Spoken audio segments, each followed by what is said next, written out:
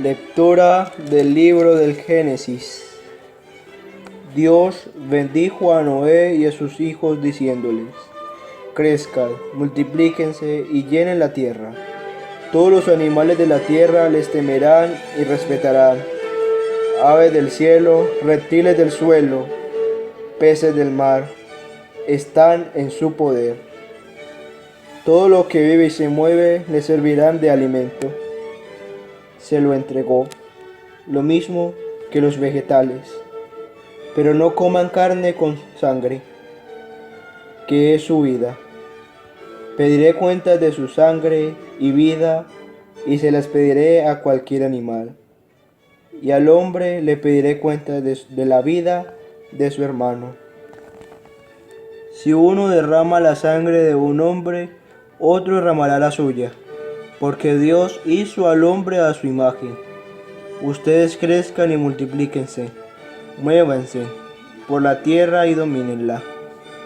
Dios dijo a Noé y a sus hijos: yo hago un pacto con ustedes y con sus descendientes, con todos los animales que los acompañaron, aves, ganado y fieras, con todos los que salieron del arca y ahora viven en la tierra.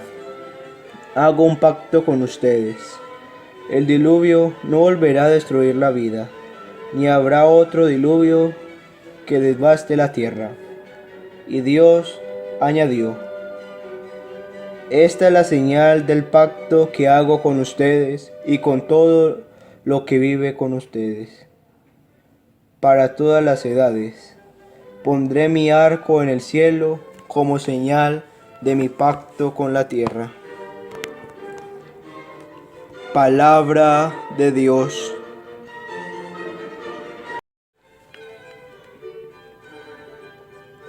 El Señor desde el cielo se ha fijado en la tierra. Los gentiles temerán tu nombre, los reyes del mundo tu gloria. Cuando el Señor reconstruya Sión y aparezca en su gloria, y se vuelva a las súplicas de los indefensos y no desprecie sus peticiones. Quede esto escrito para la generación futura, y el pueblo que será creado alabará al Señor, que el Señor ha mirado desde su excelso santuario, desde el cielo se ha fijado en la tierra, para escuchar los gemidos de los cautivos y librar a los condenados a muerte. Los hijos de tus siervos vivirán seguros, su linaje durará en tu presencia, para anunciar en Sión el nombre del Señor y su alabanza en Jerusalén, cuando se reúnan unánimes los pueblos y los reyes para dar culto al Señor. El Señor desde el cielo se ha fijado en la tierra.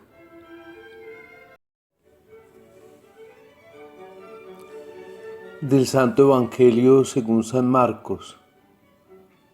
En aquel tiempo Jesús y sus discípulos se dirigieron a las aldeas de Cesarea de Filipo.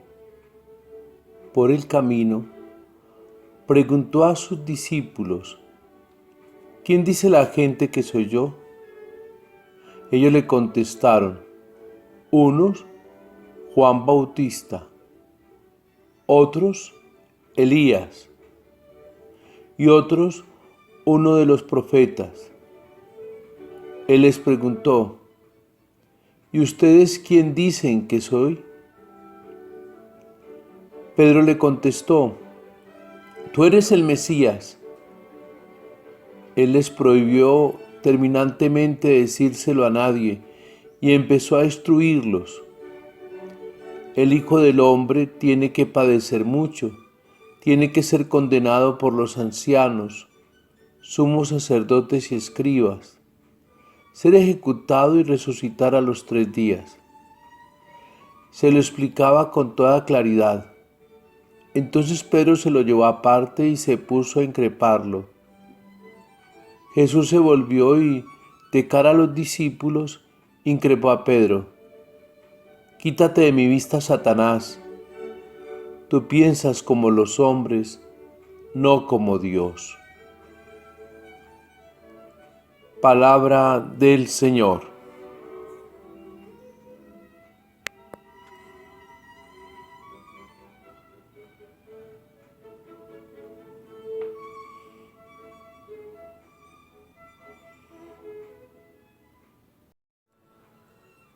Todo ahora va a comenzar de nuevo para el hombre justo que ha sido salvado a través del diluvio en el arca.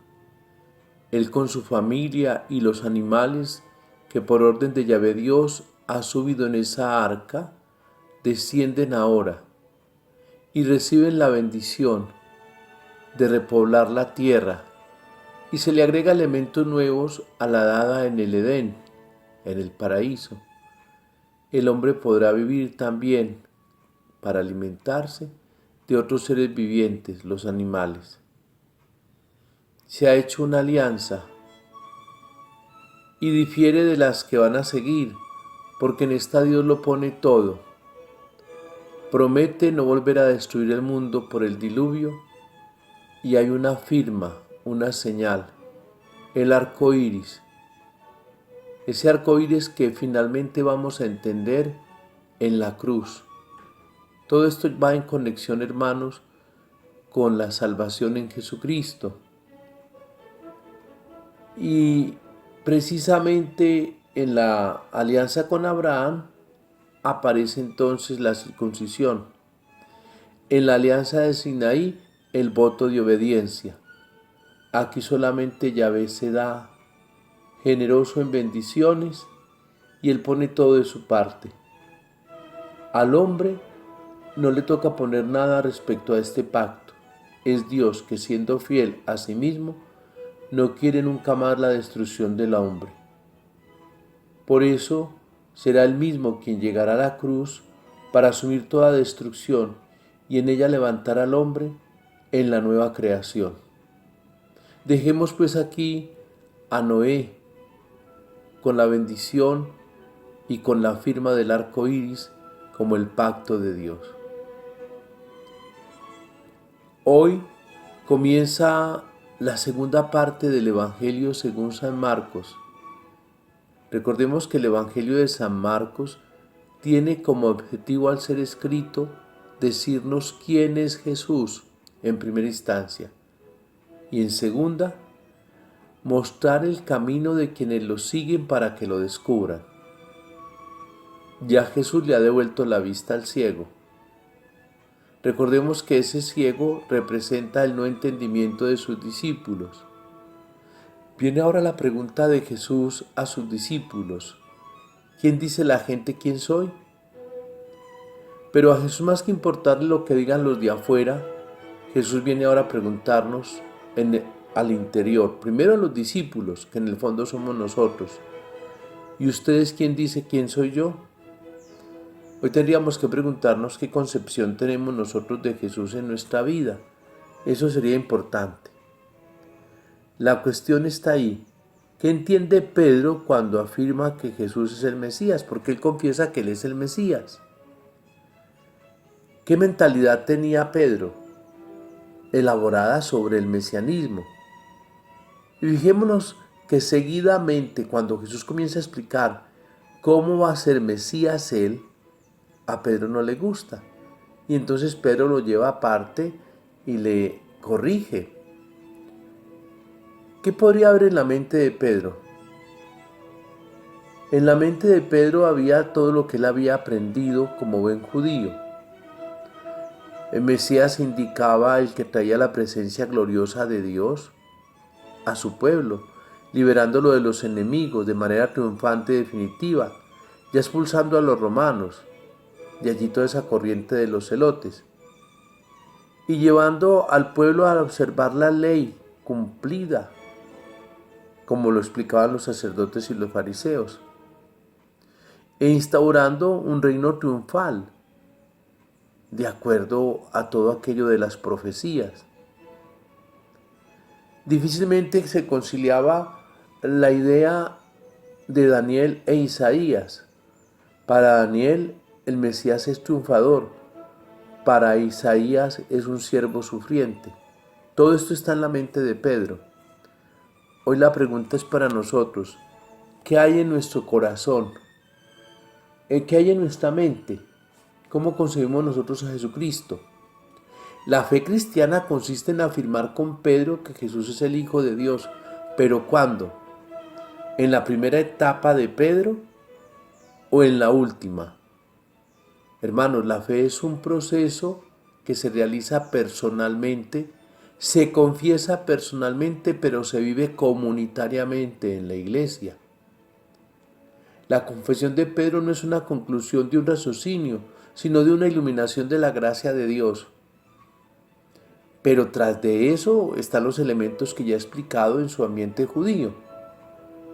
Es muy importante entonces que entendamos que el afirmar que Jesús es Hijo de Dios ha sido un objeto de iluminación divina. La pregunta de Jesús, ¿quién dice tú que soy yo?, es fundamental en la vida de fe. Porque resulta que nosotros por religiosidad tenemos muchos conceptos y muy superficiales, casi infantiles. Tenemos que ir a una profundidad madura de saber quién es Jesús para nuestra vida.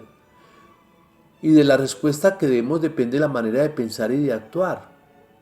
De allí la seriedad de nuestro cristianismo.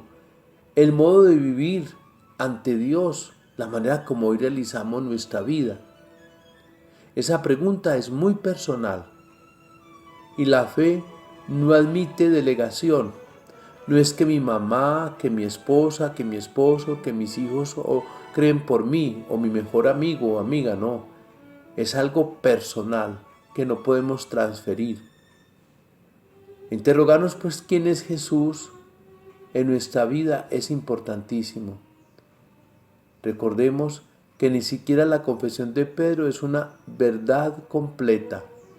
Es un proceso que va a seguir en el Evangelio y lo vamos a descubrir no solo en Marcos, sino en los otros evangelios.